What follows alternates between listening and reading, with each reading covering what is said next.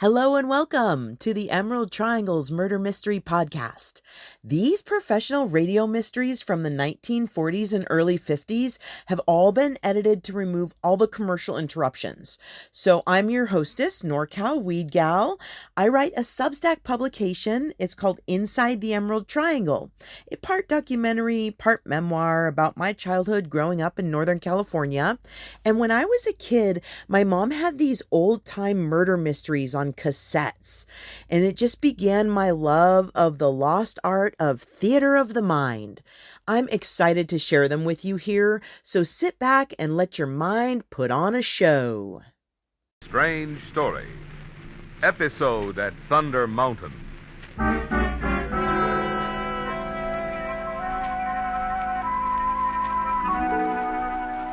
Moving down the icy slopes of Thunder Mountain, the young couple on skis could scarcely be aware of the fact that their downhill progress was being observed through the telescopic sights of a high-powered rifle from the ridge above. And then as they pulled up to a stop behind a protective screen of tall fir trees, Paul Cameron caught his attractive partner in his arms. Oh, you had fun, darling? Of course. Oh, I've had a wonderful afternoon, Paul. so have I. Come here. Paul. Paul, darling. Will I see you tomorrow, Helen? Yes. Same place. I'd better go now. Oh, no. So soon? I must, darling. It'll be dark before long. All right. I'll wait here till you reach the lodge before starting down. Till tomorrow, Paul. Bye.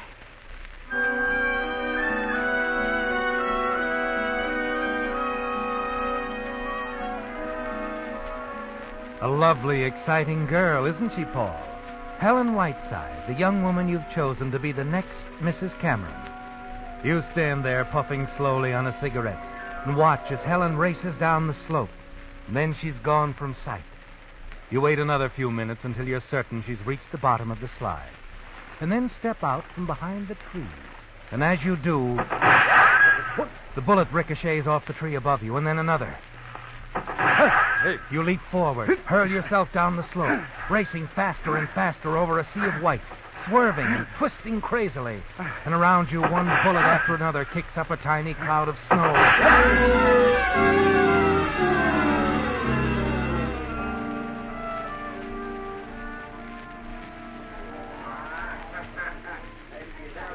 Hello, Mr. Cameron. What'll it be? Scotch as usual. A double. Right. Oh, by the way, Yeah? your wife was in looking for you. Oh? You She were? was here a couple of minutes ago. Think she went to make a phone call. Thanks. Hurry it up with that drink, will you, please? Sure thing. How was skiing today, Mr. Cameron? Mr. Cameron, What? how was skiing? Oh, it's all right. You know, I just don't see what kind of kick you fellas get out of sliding down them hills like that. Here you are, Mr. Cameron. Thanks. Paul. Paul, darling.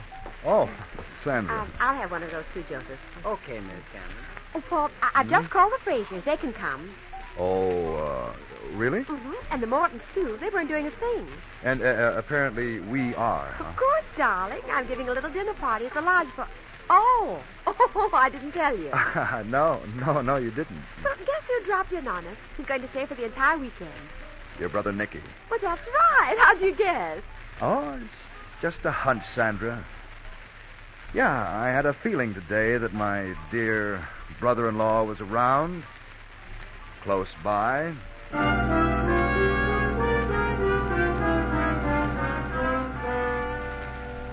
Yes, Paul. From the moment that first bullet whistled over your head on the ski slope this afternoon, you knew that Nicky was in the vicinity, didn't you? That he was the one who had tried to kill you. His second attempt in as many months, Paul. Each of them unsuccessful. But you know you've got to do something about it before your luck changes.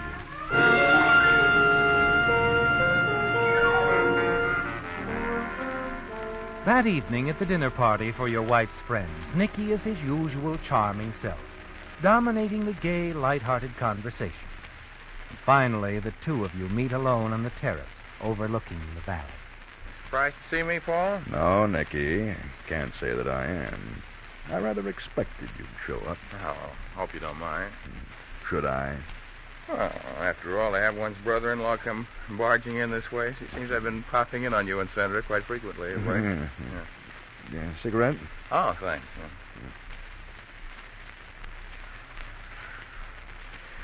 The truth of the matter is, Paul, I worry a lot. Oh? About Sandra, I mean. Why should you? Well, things are always happening to Sandra. Accidents, sorts. Like last week, a car crash. Well, you can hardly blame her for that. Something went wrong with the steering gear. As I know. But there have been other things. For example, the time the sun lamp fell into that tub of water. She could have been electrocuted. Oh, yes. I just can't bear the thought of anything happening to Sandra. Oh, I quite understand. As you said, Nicky, you're very fond of her. Yes, I am. And, of course, Sandra is a very wealthy woman. Oh, we're both well aware of that fact, aren't we, Paul? Her first husband was a fine fellow. It was rather decent of him to leave her all that money, too, wasn't it? It was quite a break for you. Oh, can I help with it? Sandra's a very generous woman. After all, I am her brother. All of which entitles you to a very substantial allowance every month. Oh, you've tried time and time again to talk her out of it, too, haven't you? Don't be ridiculous. Oh, but you have. The more she spends on Brother Nicky, the less remains in Kitty, so to speak. Don't be absurd. Oh, I know you married Sandra for her money, nothing else, Paul. You just can't stand to see any of it being squandered on Brother Nicky. Now, look, Nicky... I suppose you're going to tell me you're madly in love with Sandra. Huh? Why should I tell you anything? You don't have to. You're in love with Helen Whiteside. You see, I know all about Helen. Now, don't bother to deny it, old man. I'm well aware of what's been going on between you and that little redhead. I have been for some time. Then, why haven't you told Sandra? Oh, no, Paul. I'm not a complete fool.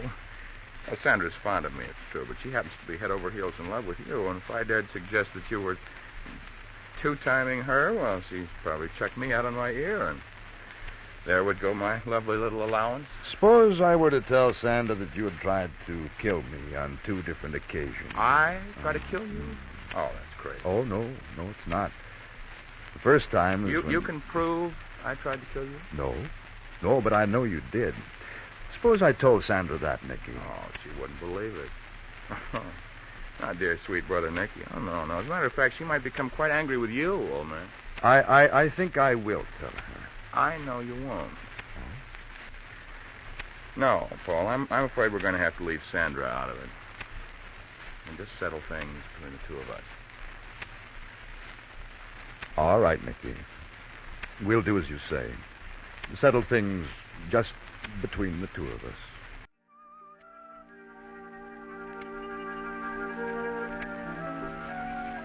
It's out in the open now, isn't it, Paul? The duel between you and Sandra's brother, Nicky. A duel you're sure can only end in death for one of you. Nicky's well aware of what you've been up to, isn't he? Yes, he's certain you've tried to kill Sandra, inherit her money, and marry Helen Whiteside. And you know he's going to try to prevent that. Because as long as his sister remains alive, he can count on a very handsome allowance from her each month. It's either you or Nicky, isn't it, Paul? But just how you're going to rid yourself of Nicky isn't quite clear to you yet. But late the following afternoon, as you're sitting alone at the lodge, before the huge fireplace sipping a drink, your wife, Sandra, comes in. Who is that you're talking to outside, Sandra? Mr. Savelli, you know he's one of the ranchers in the valley, also a deputy sheriff. Oh, that's so. Well, what did he want? Nothing in particular. He and his men were just passing by. They've been trying to track down some mountain lions. Had an awful lot of trouble with them lately. Attacking the flocks and so on. Oh, I see. And you know, Paul... smooch over, darling. Okay. I've had the most wonderful idea. We could organize a hunt and get all our friends here together and hunt mountain lion. We could all meet here early in the morning and have a big breakfast and then join Mr. Savelli and the other ranchers. Say, that's not a bad idea. Even stay overnight if we wish. Yeah? He tells me there's some old abandoned cabins up on one of the ridges. They're using them as headquarters. Well, do you suppose the Frasers would come along? Oh, I know they would. Yeah. The Fenways. Yeah, the Fenways. Marge and Jim Morton, too. Well, wait a minute. How about your brother? How about Nicky? You suppose he'd like to join the hunt? Of course, he'd love it. How nice of you to think of him, Paul. Oh, not at all, dear.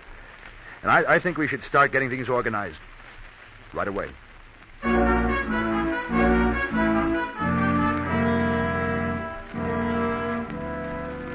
It's perfect, isn't it, Paul? If only Nicky, Sandra's brother, will agree to go along.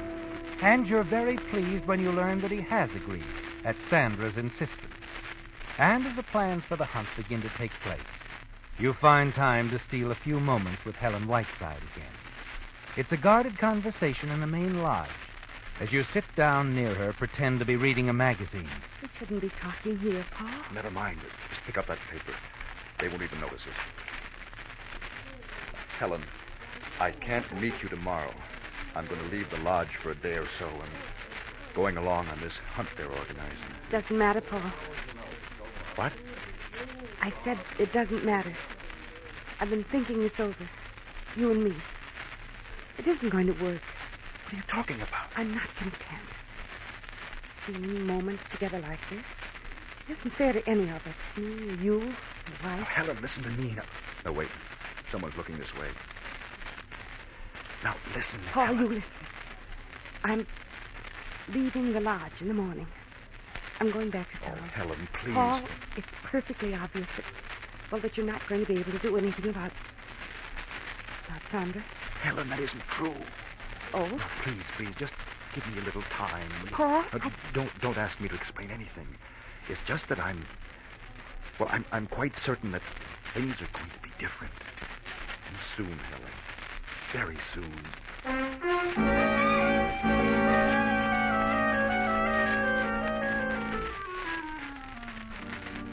Yes, Paul, you do feel certain that the time has come. And Helen's attitude convinces you of another thing. The schedule for disposing of your wife, Sandra, must be moved up, too. That night, the plan begins to take shape in your mind. It's pretty well in focus, isn't it? As you join the others at breakfast early in the morning and prepare to set forth on the pack trip up into the lonely reaches of the mountain. You have a heavy hunting rifle with an easy reach on one of the pack mules. Nicky has one, too. But no one in the gay, light-hearted party realizes what each of you has in mind. Nicky makes it clear to you at one of the stops along the winding, arduous trail. He waits until you're alone and slips up beside you. Quite a setting for the last act, Ethel. What are you talking about? Oh, stop it, old man. I think I haven't noticed the way you keep eyeing that hunting rifle. Just itching to grab it, huh? Blast my head off. You out of your mind? I'm not that much of a fool with all these people along. Oh, well, that'll be a later time. After all, when we split up for the hunt, maybe tomorrow. Yes, that might be ideal. Look, this Cervelli, he's a deputy sheriff, you know. There's a good witness to the little accident. Nothing like having the law on your side. Well, I'll tell you better not try anything. Is this a truce offer? Or just something to throw me off my guard? Oh, all right, Paul. I'll believe you for the next 12 hours anyway, huh? Because you really wouldn't try anything in a big group like this, huh? Ah, but tomorrow... Much as I'd relish it, Nicky, I have no such plans for you. Well, we'll see. Right now, I must see to the needs of our mutual benefactor. My dear sister Sandra. Ta-ta, old man. All right, folks, we'll have to hit the trail again. Come on. Off we go.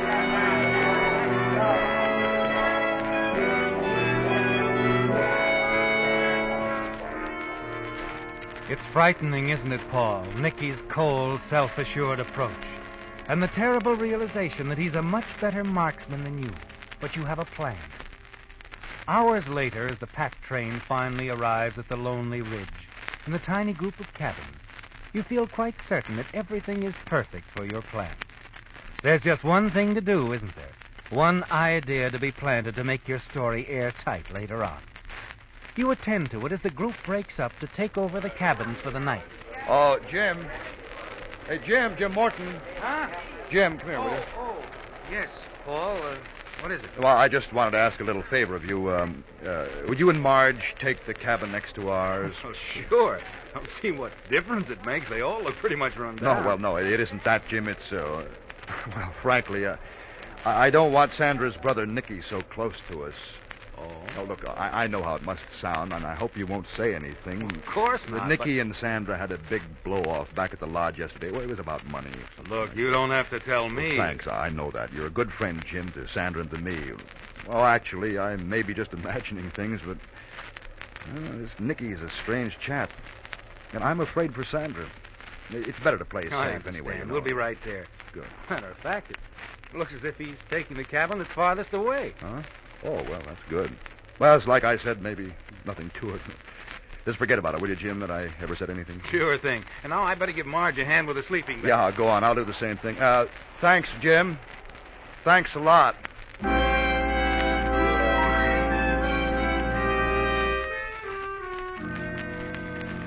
Just a few words, Paul. Something that Jim will forget for the moment, but something he's sure to remember when you need him most, when the rest of your plan is carried out.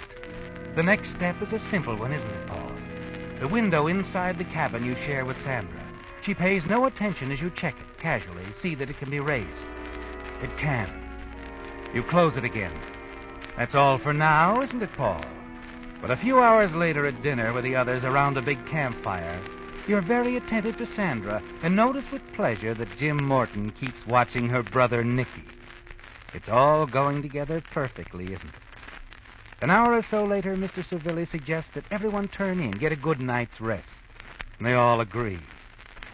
Later, in the cabin, you pace the floor as Sandra stirs restlessly in bed. Paul, why are you pacing? Aren't you going to sleep? No, not right away, Sandra. Have all the others turned in? Yeah. Bonfire was fun, wasn't it? Yeah, it's all right. Paul, is something bothering you? You've been very quiet ever since we left the lodge. No, it's nothing. I'm going outside, Sandra. I have another cigarette before I turn in. Well, don't wander far. Mr. Savilli said the cliff in back of our cabin is quite dangerous. Yeah, I know all about the cliff, Sandra. Drop of several hundred feet. Well, I'm not thinking of jumping off yet, you know. Paul, please, that isn't funny. You're not really happy with me, are you? Let's not discuss it at this hour, Sandra. I know, you're tired. You're tired of me, of everything. Something else my money couldn't really buy. All right, Paul.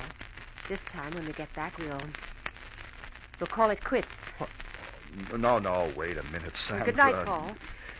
Like you, I'm too tired to discuss it. Oh, but Sandra... All right, go on to sleep. I'll be back soon.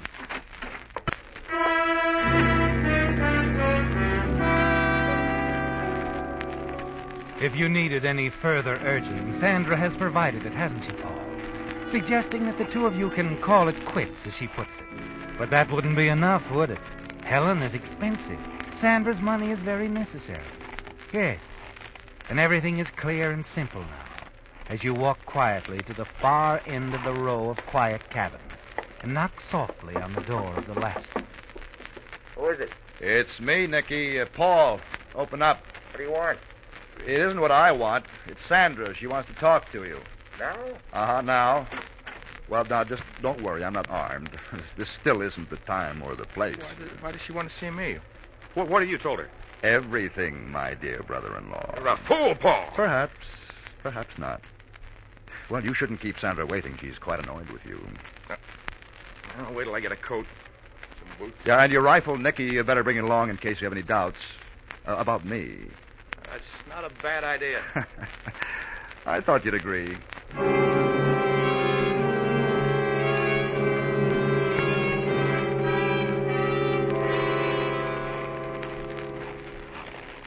I don't see any light in the cabin. Are you sure, Sandra? Well, look closer, Nicky. There's a light. He turns, peers through the darkness toward the cabin, and in that moment your hand closes around a heavy rock in your overcoat pocket. You lift the rock high. Sorry, Nicky. This is as far as you go.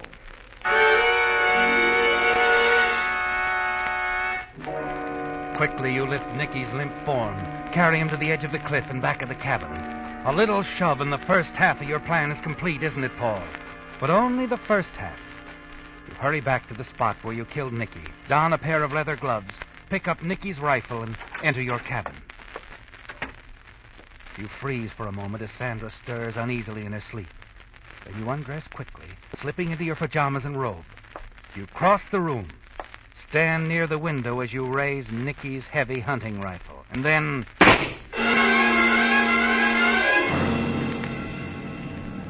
A moment later, you're across the cabin and outside. You hurl the rifle out into the snow, and then shout at the top of your lungs. Jim Morton, Mr. Savelli, help! Help somebody, come quick! Help!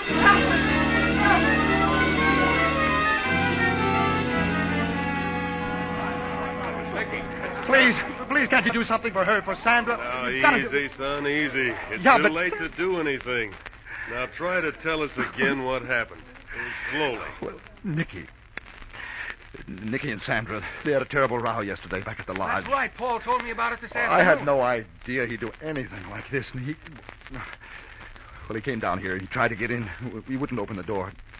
I thought he'd gone away. But he went to the window, you said. Yeah, that's right. He raised it and fired point blank at her, and then he ran. And I went out after him and caught him for a second. He struggled over the gun. He let go of it and broke away. Only he didn't know where he was running. I don't know. Maybe he didn't care by then. He just went right over the cliff. That's a 200 or 300-foot fall. Well, probably just as well. He'd never have got away with it. Poor Sandra. No, I should have told you about the quarrel. Easy, Paul. Wasn't your fault. No. I've seen things like this before, Mr. Cameron. Fella gets crazy mad like that, maybe he'd even been drinking. We don't know. Yeah, but if I hadn't let Nicky come along, he'd have found another way, probably. Nothing to blame yourself for, Mr. Cameron. Not much use blaming anybody now.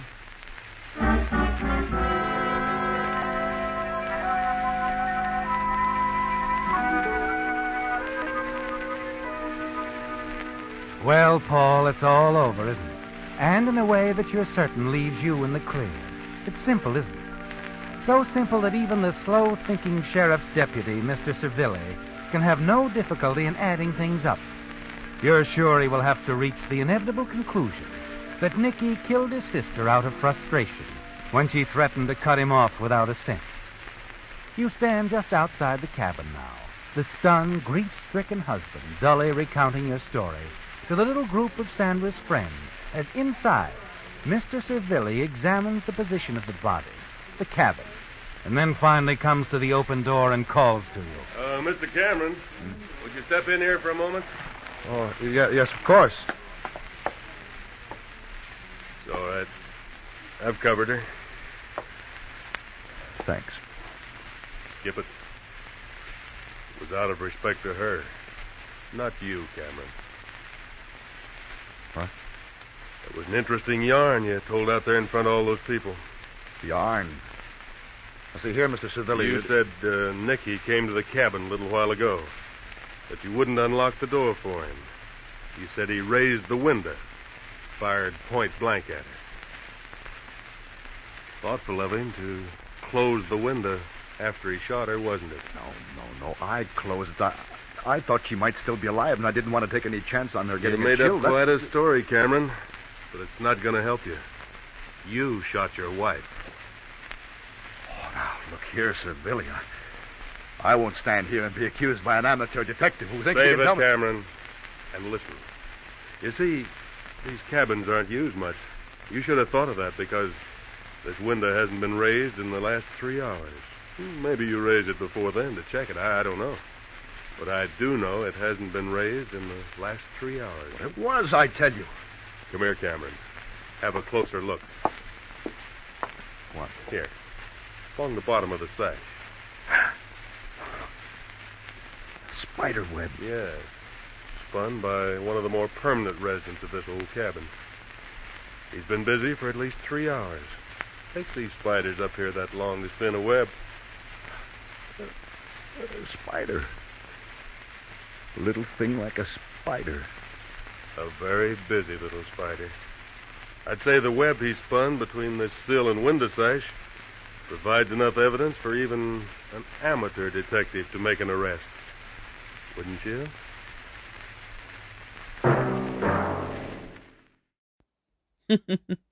I hope you liked that as much as I did. Please like and subscribe for more awesome original mysteries from the Emerald Triangle.